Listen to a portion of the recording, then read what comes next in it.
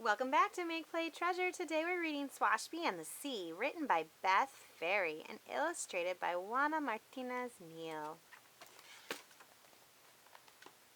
Captain Swashby loved the sea, and he had been friends for a long, long time. She knew him in and out, up and down, and better than anyone. So when Swashby retired, it was to a small house on a small beach as close to the sea as he could be.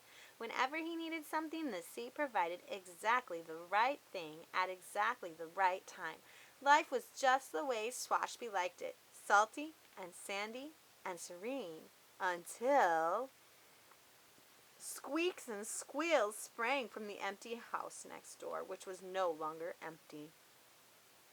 It had been commandeered by a girl and her granny, who planted umbrellas, scattered beach chairs, and boarded Swashby's deck without permission. Swashby battened down the hatches, hid when the doorbell rang, and fed their oatmeal cookies to the gulls. He didn't need neighbors. He didn't want neighbors. Neighbors were noisy, a nuisance, annoying. So in return, he left a message written clearly in the sand, "No trespassing," which the sea fiddled with just a little bit. "Sing," the girl read, and did just that. She sang every song she knew while dancing up and down Swashby's deck. "What now?" "Now vanish," Swashby wrote later that evening, adding a starfish exclamation point, and the sea just fiddled just a little. "Wish," the girl read, picking up the starfish, and did just that. She closed her eyes and began, "I wish—" "No, no," Swashby interrupted, stomping down the steps.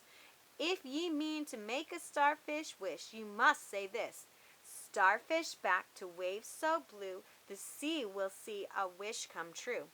"How lovely," Granny said. "We wish you'd come for a cup of tea, Mr. Swashby."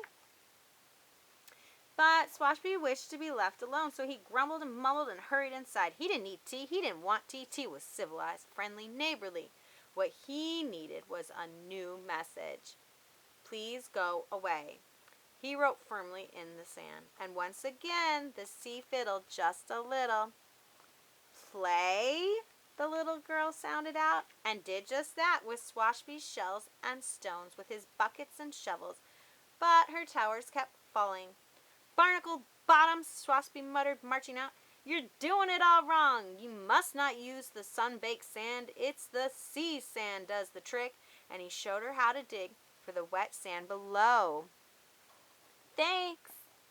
But Swashby was gone. Before long, amazing sculptures decorated the beach.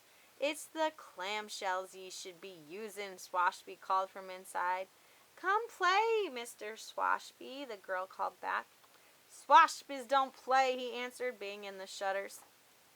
So the sea decided to meddle more than just a little. She inched her way up the sand and tickled the girl's toes. She nibbled on the sculptures and slurped away the bucket. The girl tried to grab it, but "Look at me," the girl called. "Look at her," Granny gasped. "Oh dear, look at her." Granny hurried to the water's edge, but Swashby was already there. "What are ye up to, ye great salty imp?" he asked, scooping up the girl and the bucket. With a great big wave, the sea delivered the pair back to shore, and there was no stopping the laughing and thanking and hugging that was Swashby's reward. "I see what ye did," he whispered to the sea as he was whisked away to celebrate.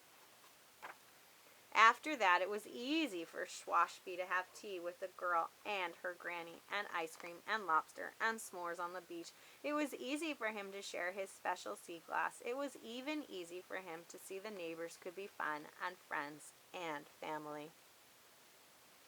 And when he had a moment to himself, Swashby carved a heartfelt message for the sea. "Thank you, friend," which the sea fiddled with just a little bit. The end. Hope you enjoyed this book, and remember to like and subscribe so you can keep up with our reading events and activities. Catch you next time on Make Play Treasure. Bye!